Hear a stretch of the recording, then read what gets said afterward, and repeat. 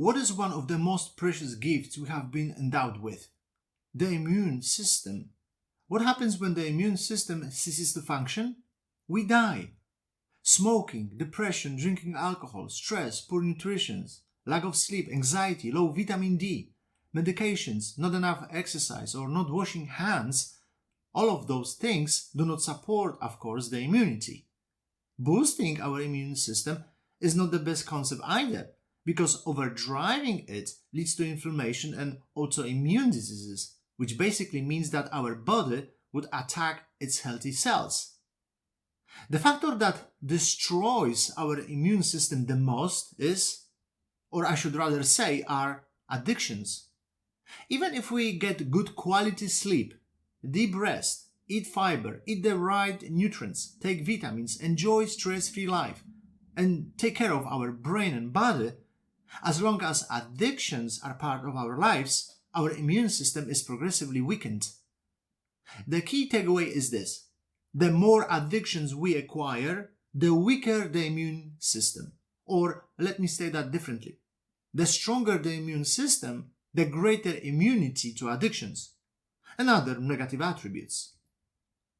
When we think about compulsions, we usually picture physical or behavioral addictions, such as drugs, alcohol, food, traveling, being recognized, going to fancy restaurants, sex, social media, internet, shopping, gaming, or plastic surgery. These types of addictions, although important to be taken care of, are actually the lightest to be detected and treated.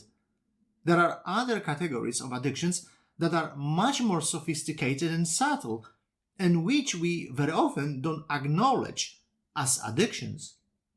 For example, we can be addicted to proving that we are right and others are wrong. We can be addicted to running from ourselves. We can be addicted to helping others for the purpose to receive what we are lacking. If I help you, I will get what I need. We can be addicted to avoiding what we don't want to hear. We can be addicted to meditation, which makes us feel uplifted. We don't define such activities or behaviors as addictions. They rather look as a natural way of responding to daily challenges. The problem, however, is that each time we acquire a new addiction, our immune system is compromised and more vulnerable. Every time there is a new feature on social media, it is a matter of time when we assimilate with it, get attached to it, and essentially feel that our lives without it are profoundly limited or not secure enough. And although we don't see it right away, our immune system is progressively compromised because we just got addicted to that feature. There is also another aspect we are not educated about, which profoundly affects our immunity. Contrary to what we know or believe, addictions reduce our desires. And the smaller desires, the weaker the immune system. It sounds controversial and it doesn't make any sense.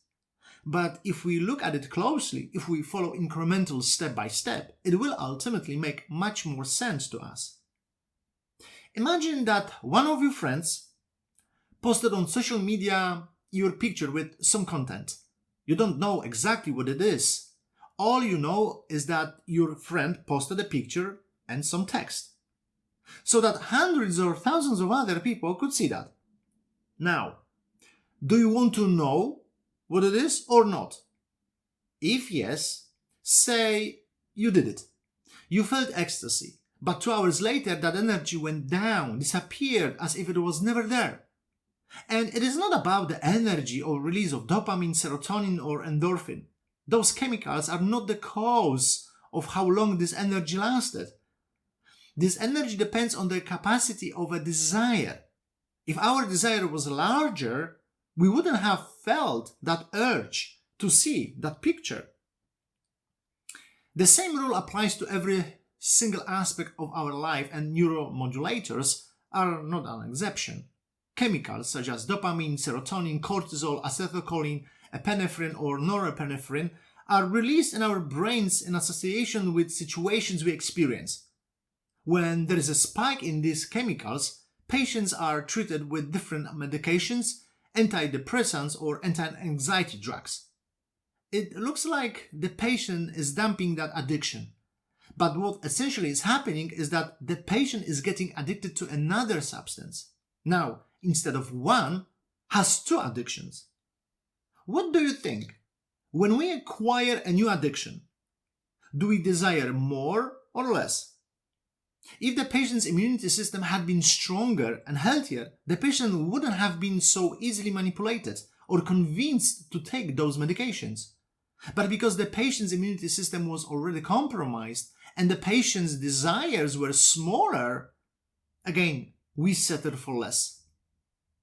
Today, the number one realm where we unconsciously actually acquire new addictions is the social media realm. What social media offers are different types of encryption algorithms that are wrapped up in tantalizing boxes, meaning applications, features, rewards, and incentives. The user has a free will and chooses what is going to do with them, right? But because the immune system had been earlier compromised, it's almost impossible to say no to them. What do addictions such as drugs, alcohol, smoking, sex, taking medicine, or social media have in common? They have the same common denominator: physicality. They are made of physicality. Some are more tangible than others, but all of them are physical. And since they are physical, they can be captured in data or as information. So truly, we are not addicted to alcohol, cheating, gossiping, lying, running from fears, or social media. We are addicted to physicality, to data. Scientists declare that atoms are data. Atoms are information that arrange themselves in correlation to the way other atoms arrange themselves. Put simply, one set of atoms has information about another set of atoms. They feel each other. They know exactly what the other party is thinking about. Scientists do all what is in their power to learn how to control this communication between the atoms. But to date, nobody figured it out. And soon you will understand why. So what do? They take data, and based on that collected data, they build solutions for all our life problems. But if you think about it, we can't permanently cure addictions using the same data. But this is exactly what they do. Vaccine works the same way. In vaccines, there is also that virus, that bacteria responsible for the havoc.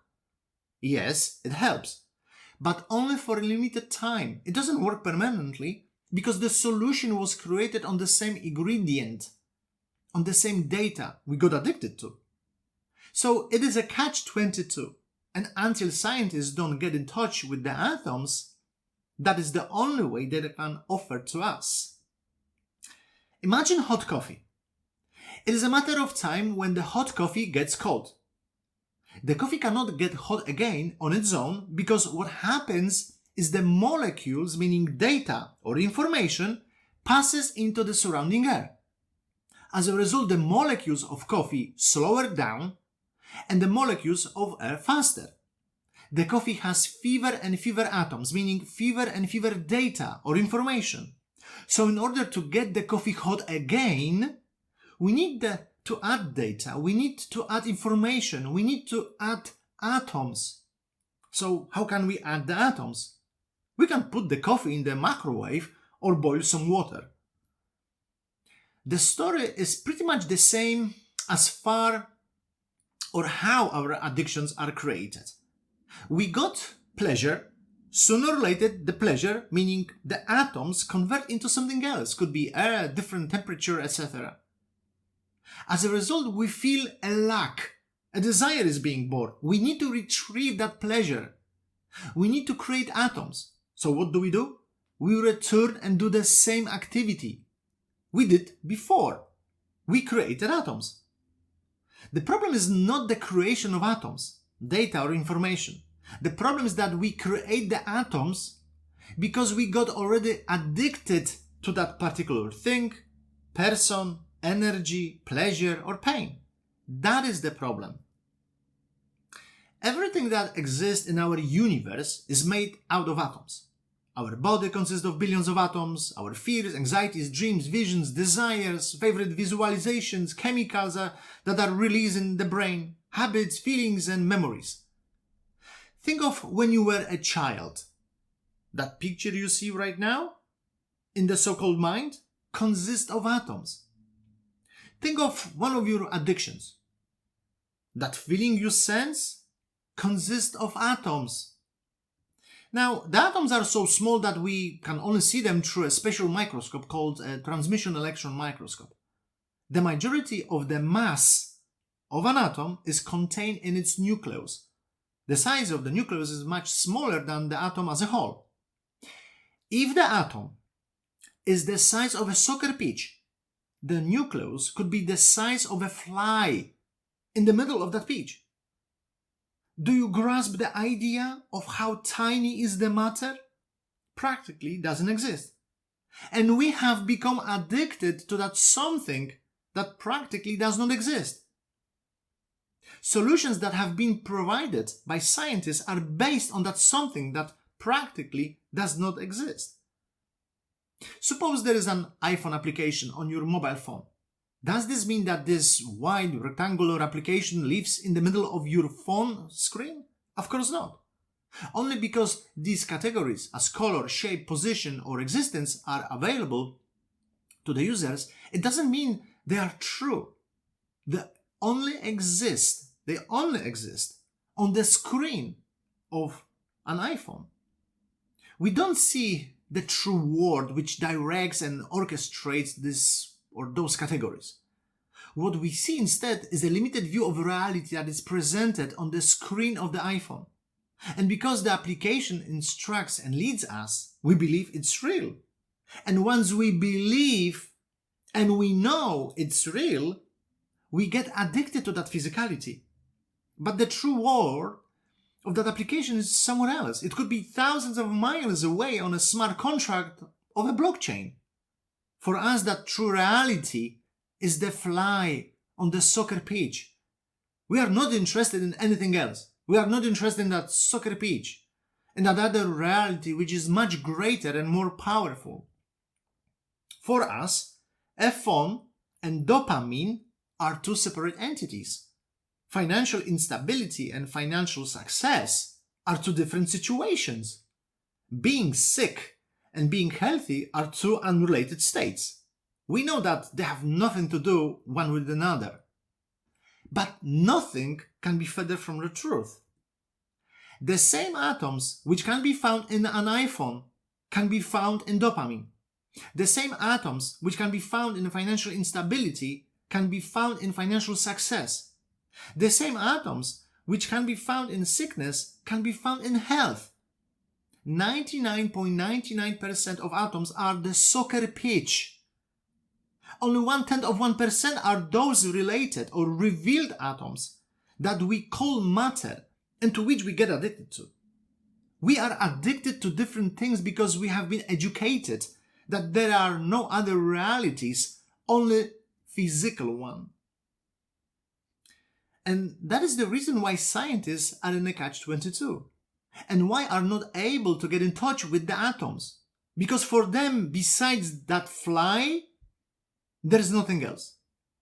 In simple words, they use the fly to get in touch with the soccer pitch. But it doesn't work this way. And as long as they are going to do that, we will never get rid of addictions. Actually, it's the opposite. More and more things are important to us. How we look, how we feel, and don't want to feel. All of these things are addictions. So it looks that we have more from life, more money, more comfort, traveling, and luxury. But at the same time, we acquire more addictions. We all know the rule. You are what you think. If you think, or if we think that we are going to make it, we are. If we think we are not, we are not. So, do we define a sick person who takes medicine as a good situation or negative? Or when we receive an unpleasant information? Or when in our bank account there is less money than we had thought there is? Do we see them and experience them as positive? Well, we know the answer. But they are positive because they consist of 99.99% of atoms that are infinite, endless, and can become whatever we want them to become. We are limiting them by choosing matter that fly. In other words, by observing that situation and defining it as negative. And that is one of many reasons why Vavpay application is being built. It provides the users with new observations and new algorithms that empower the users to switch that physicality into a new true reality. Once this is done, and that can be only done by the users, addictions are going to be taken under control, desires increase, and immunity is going to get stronger. Vavpay focuses on the so-called personal direct utility network. Every new user who joins Vavpay products increases the value of Vavpay productions and products to every other user. So the more users product have, the more value every user gets from Vavpay products. This process is supported by retention and defensibility, which create liquidity, geometric growth, and product value. There are 5 fundamental layers: multiplayer, personal, marketplace, user-generated content, and identity layer, which enables to create content, solutions, items, and new versions of curing addictions in a special place called Mishkan, and allow users to distribute what they built to all other users. Vavpay is aware of income disparity and degree of the power law. That is why users are offered access to the central nodes of Vavpay networks. They benefit it from a company's revenues, NFTs, VAV tokens, rewards, and incentives. And above all, the users receive ownership of 51% of Vavpay shares. As a result, wealth and well-being are increased among the users. Addictions are the number one reason why the human immune system gradually weakens. By building sound and strong tribal, bandwagon, belief and language networks, Vavpay, in association with users, can create a long-lasting and substantial impact on a global issue called addictions. There are 4 elementary clusters Vavpay applications assist in enhancing and strengthening the immune system, about which you can read more on Vavpay website. In order to join us and become a user, the co-owner and partner of Vavpay application, go to the website and acquire VAV tokens. And of course, if you have any questions, email them directly to me at michael@vavpay.io or send them to our social media. And as always, I will have a look whether there are some questions right now. So in the meantime, I just would like to share and inform you that you can always share that webinar, which is going to be recorded, with someone that you choose to share and you think it's going to worth sharing. Okay, so let's have a look into the chat. Okay, we have a question from Elżbieta. Are they good or bad addictions?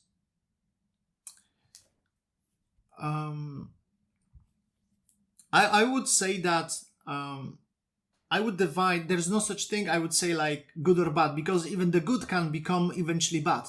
I wouldn't say that they are good or bad. I would say that some of addictions are with lower frequency and some addictions are with higher frequency. Now, but bad addictions are addictions that showing that we are not sharing with other people. So for example, I am sad, or I am depressed, or I am in a worry. Do I share with other people? Do other people can get anything out of me? If not, that is the sign, I would say, of these lower frequency addictions that we should, in first step, treat it. Now, so it's much, much better, instead of being sad, when I am excited. And people feel that when I talk to people and I feel excited. It doesn't matter whether, that person has problems or not, or is addicted to that. But when other people can have something out of that situation, because I am sharing, because I'm excited, because I want to share, I want to show you something, I want you to have more in genuine way. And this is also addiction, right? I can be addicted to that things as well, because I get something out of that.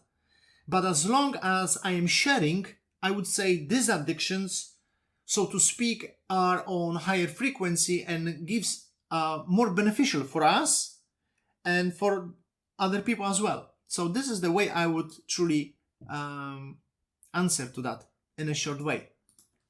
All right. Okay, and there is one more. Jake, there. It's true, the more medicine we take, the weaker our immune system. Yes, what is the first step to healing? That's true, of course. When we take medicine, when we take, antibiotics or anything that, antidepressants, anything that is influencing us, it's weakening, of course. But there are, of course, some situations in our life when people are sick and there is no other avenues to them. So they should take the medicine just to begin with, but as fast as they can, they should also not stick to that medicine and rely on it because they addict from that, but working on what created that addiction, what created that problem, so that in the future, of course, they are going to quit this medicine and fix the addiction. But your question is, what is the first step to healing? The first step to healing is to understand consciously, I am conscious of that I am decreasing my desires. That we are every day decreasing our desires. That's what I would say. That's the example a couple of examples I provided in these webinars, because when there is something on social media and I know it's about me, and I want to see that right away because it gives me the energy. Maybe this is something so good and other people are going to judge me in a good way. And I see myself that they desire me, right? Because look at me. It's something so profound. We don't see this process. It's only within us, in our consciousness. So when I choose this, instead of saying, okay, maybe I want to see that at some stage in the future, but not right now. And I'm not interested into that because I'm not interested what other people say about me in a positive way, not in a negative way. I'm not interested how much I'm going to receive from that, what I see, because I am over that. I am higher than this energy that I can receive. So there are two choices. I can get it now, what I want, and feel this rush of energy for, 5 minutes, 10 minutes, 15 minutes, and then I will have to do something to get it back. Or I'm not saying not to watch that. Maybe I will watch at some stage in the future, who knows? But I am not interested into that. My desire is higher. So what is happening right now, social media, it's that channel that people and users and we are, and our immune system, it's just slowly and gradually compromised. That's the problem. And we don't see this process. It's so subtle. But once we accept that feature, it's basically too late to say no to it. And that's the process, what is happening, that after some time, because we cannot say no to that, our desires are, instead of increasing, they are decreasing. So that's the paradox. On this physical side, physically, when we look around, we have more because we have social media and they give us more. But from the internal point of view, where we don't see, we are addicting more and more. So for example, I'm not saying that this example relates to everybody. Of course, it depends on the person, as many people, as many examples. So we are receiving more from life, okay? We have whatever we want to have, and we should have it. But look what is happening very often. These things are so important for us that we pay so much attention to them. How we look, where we eat, how we sit, how other people see us, how we talk, what we wear, that our relationship with another human being, with our husband, with our wives, okay, with partner, lover, children, friends. It's fragmented. It's being built. It's bigger, because for me it's more important who am I and what I'm addicted to, instead of only what that person is, what I can give it to that person. So yes, we have more. Our desires looks like we have more, but truly we are receiving less, and we have less. And therefore we are searching for more external aspects that gives us this pleasure, which we get addicted to. So what Vavpay offers the users is to increase their desires, see more. So when we, and as an example, which I gave it today, when we see a negative situation, Jake there, think about something that you don't want to have right now in your life, and you have. How do you define the situation? If you define the situation as negative, as something that you don't want to deal with, as something, because it's following you, right? It's like addiction. It's following you, the situation. You see, when you look at this in this way, and there is so many different aspects combined with that, we are looking, we are judging, we are observing, we are creating again atoms based on that. Remember the soccer pitch? On that fly. We are addicted to that fly, to that 0.1%, to that problem. But if we look at the same problem, the same situation you have, from the perspective of soccer pitch, from the perspective of atoms that are eternal, that can be simultaneously in 100,000 places at the same time in different galaxies, there is no time, space, and motions between them, so they can be everywhere, anytime, and can have anything.